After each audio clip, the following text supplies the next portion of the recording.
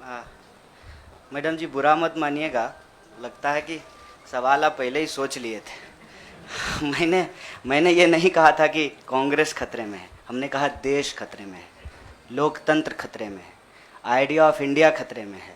आपने वो वीडियो देखा क्या, लाश के ऊपर डांस देखा ना?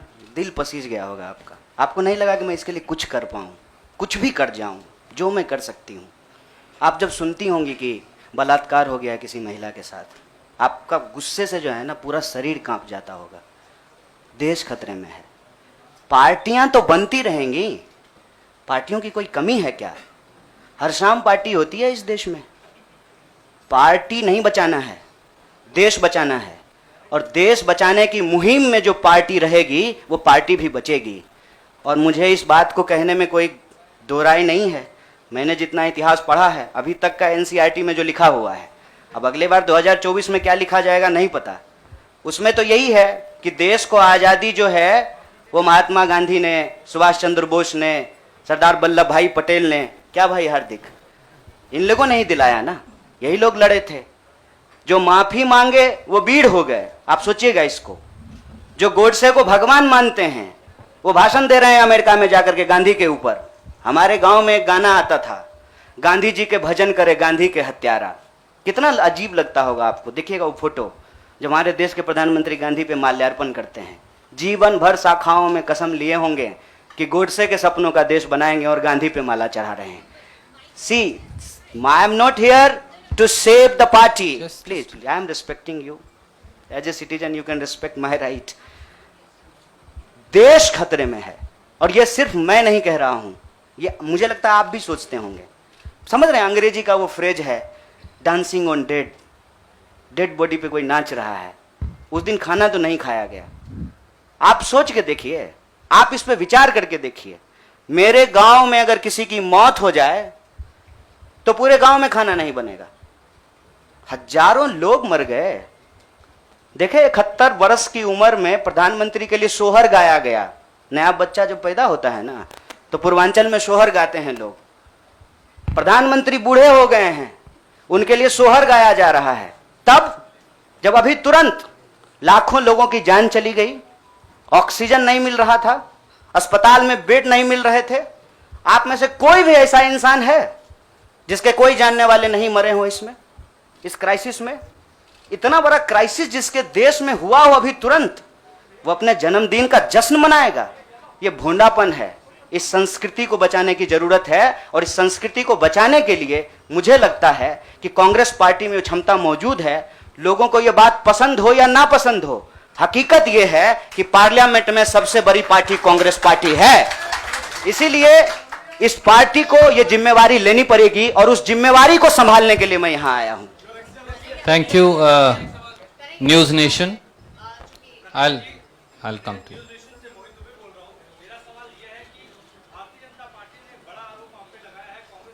जनता पार्टी का आरोप को कौन पूछता है? आपका कोई आरोप है मेरे ऊपर? भारतीय जनता पार्टी को मैं सीरियसली नहीं लेता हूं। आपका कोई आरोप है? आप सवाल पूछिए। साहब जो साथी पीछे खड़े हैं, थोड़ा आप शांति का दान दीजिए प्लीज। अरे भैया प्लीज, दुबे जी आप पूछिए please. Ask your question quickly.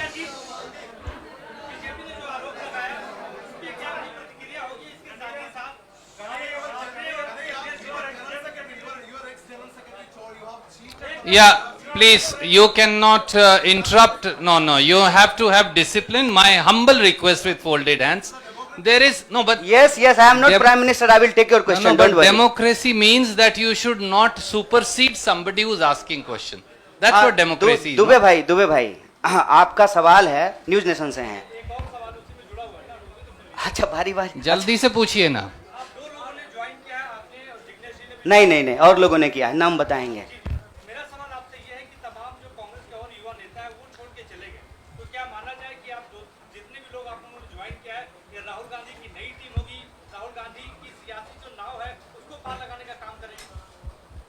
देखिए, मैं यही कह रहा हूँ, हमारे देश के लोगों के पॉलिटिकल इमेजिनेशन को कुछ हो गया है। अभी क्या हो गया है मुझे समझ में नहीं आ रहा है। हमने अपनी आपके सवाल को अपने आप लेते हुए हमने अपने पूरे वक्तव्य को रखा।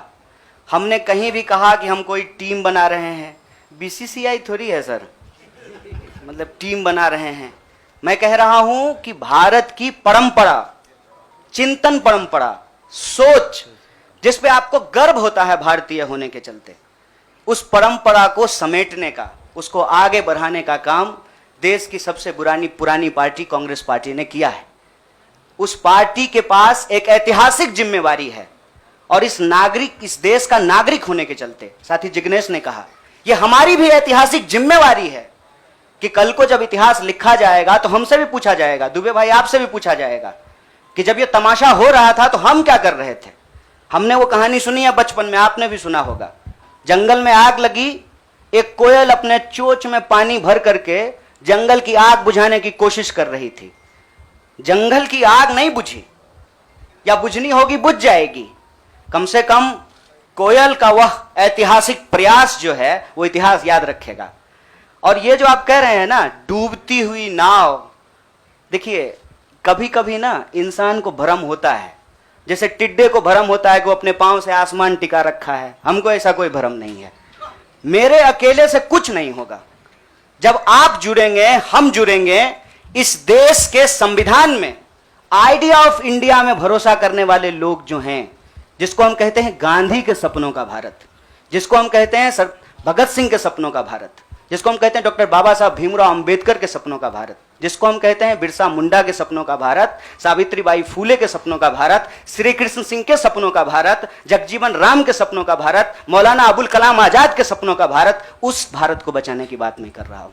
और सियासत, मैं बार बार कहता हूं, अगर सियासत सही होगी तो गलत लोग जो सत्ता पे काबिज हैं ना, मुझे भारत के लोगों पे बहुत भरोसा है। अरे हैं हम लोग थोड़ा सा आलसी, लेकिन जब आ गए ना अपने पे, 200 साल अंग्रेजों ने राज किया था, जब से भारत के लोग अपने पे आ गए ना, तो 1942 में भारत छोड़ो आंदोलन का जब नारा महात्मा गांधी ने दिया था, तो अंग्रेजों को भारत छोड़ करके जाना पड़ा था।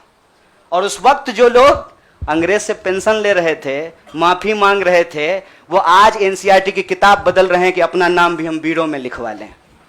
इसीलिए मैं कह रहा हूं कि उस इतिहास को, उस चिंतन परंपरा को बचाने की जरूरत है।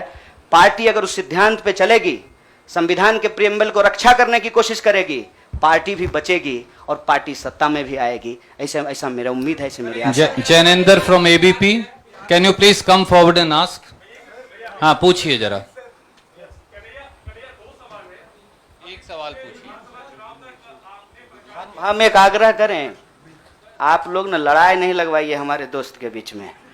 भोरे से जो है ट्विटर पे आप लोग क्या क्या जो चला दिए हैं, लोग हमको पूछ रहा है कि जिग्नेश का नाम काहे नहीं ट्रेंड कर रहा है। मैं आपसे आग्रह कर रहा हूं, हम ना अलग अलग लोग नहीं हैं, यह मंच आपस में बटा हुआ नहीं है।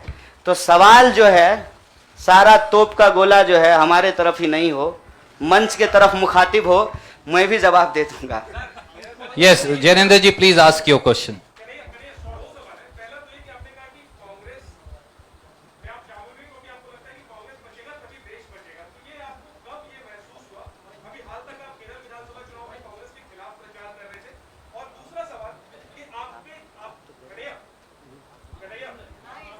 हाँ सुन रहे।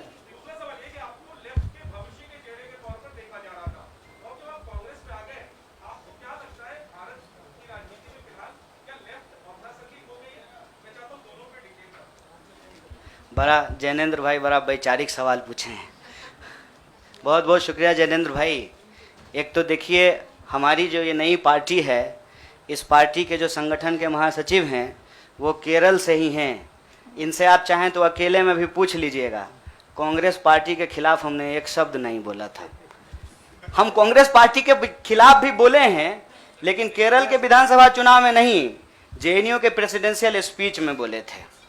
देखिए हमको हमारा इतिहास पता है और हम यही कहते हैं, इतिहास को तोड़ा और मरोड़ा नहीं जा सकता है। इतिहास इतिहास होता है। इतिहास कोई कागज पे लिखे हुए शब्द होते हैं कि आप उसको जो है इरेजर से मिटा दीजिएगा। केरल के विधानसभा चुनाव में कांग्रेस पार्टी के खिलाफ नहीं बोले थे। आपने पूछा कि कब इसको आपको ऐसा महसूस हुआ। देखिए महसूस तो मुझे राजनीति में आए हुए 18 साल हो गए हैं और मैंने हमेशा ये महसूस किया कि कहीं ना कहीं इस देश की जो राजनीतिक विरासत है वो भटक गई है। भूल भुलैया नहीं होता है, राइट लेफ्ट सेंटर घूमने लगा है और पता ही नहीं चल रहा है कि एक्चुअल आइडियोलॉजिकल पोजिशनिंग कहाँ है, उसके थ्रेड्स कहाँ पे हैं। तो मैं जैनेंद्र भाई, आपने वैचारिक सवाल पूछा है, एक ऐतिहासिक तथ्य आपसे साझा करता हूं। मैं ऑल इंडिया स्टूडेंट फेडरेशन का मेंबर था कल तक। वो ऑल इंडिया स्टूडेंट फेडरेशन 1936 में बना और उस इतिहास जाकर के देख लीजिएगा। उसका जो इनॉग्रल सेशन था, पंडित जवाहरलाल नेहरू का उसमें भाषण हुआ था और उस वक्त देश के जितने भी नौजवान थे, सुनने में थोड़ा अजीब लग सकता है हमारे कुछ साथियों को, लेकिन अपने विद्यार्थी के होने के जमाने में अटल बिहारी वाजपेयी भी शामिल हुए थे, बाद में निकाल दिया गया था। मतलब अंग्रेजों के खिलाफ जो छात्रों का संघर्ष हो रहा था, सभी विचारधारा के लोग उसके सदस्य थे। और आपने जो वैचारिक सवाल पूछा कि आपको लेफ्ट के भविष्य के रूप में देखा जा रहा है, कौन कह रहा है कि लेफ्ट का भविष्य खराब हो गया है? व्यक्ति आते हैं और जाते हैं, संगठन हमेशा व्यक्ति से बड़ा होता है। व्यक्ति की अपनी एक भूमिका होती है, उस भूमिका को वो अपनी क्षमता से निभाने की कोशिश करता है। मैं आपको बता दूं, जहां जिस पार्टी से आप मेरा संबंध जोड़ रहे हैं, मैं वहां पैदा हुआ हूं। मेरे भीतर सोचने, समझने, लड़ने की जो क्षमता है, यह उसके ट्रेनिंग का हिस्सा है और मुझे इस बात का गर्व है।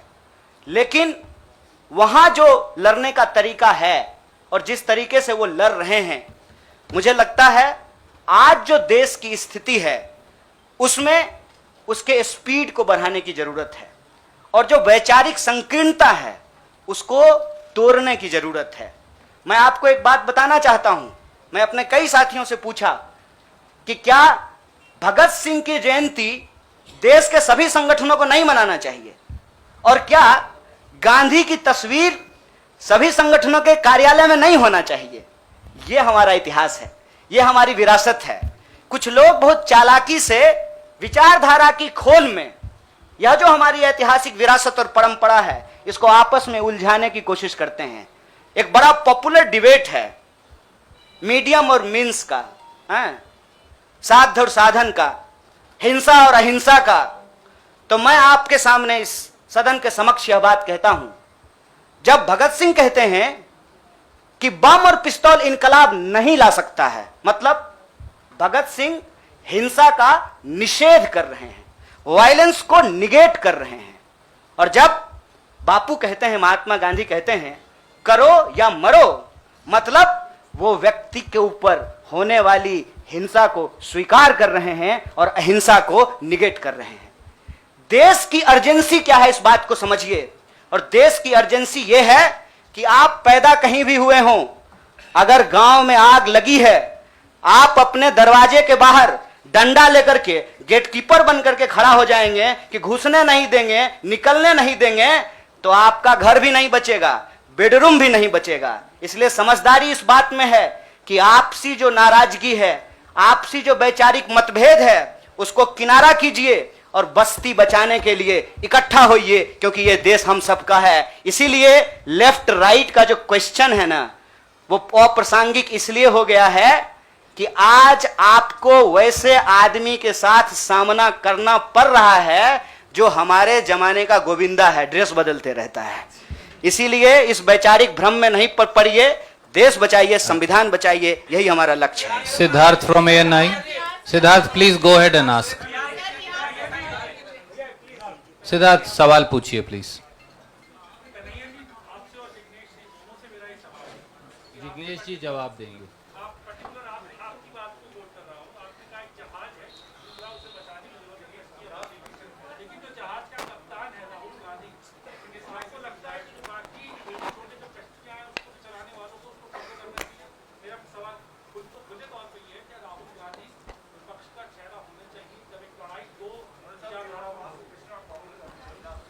विपक्ष का चेहरा तो मीडिया भी होना चाहिए। विपक्ष का चेहरा वो तमाम लोग होना चाहिए जो आइडिया ऑफ इंडिया और इंडियन कॉन्स्टिट्यूशन में बिलीव करता है उसको प्रोटेक्ट करना चाहते हैं। पीरियड। पीरियड।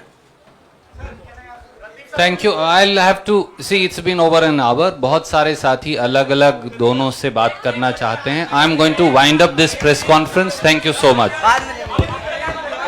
हम बाद में आके हमसे ले लीजिएगा। हाँ, 1 to 1 करेंगे। भैया कन्हैया जी एक सवाल, कन्हैया जी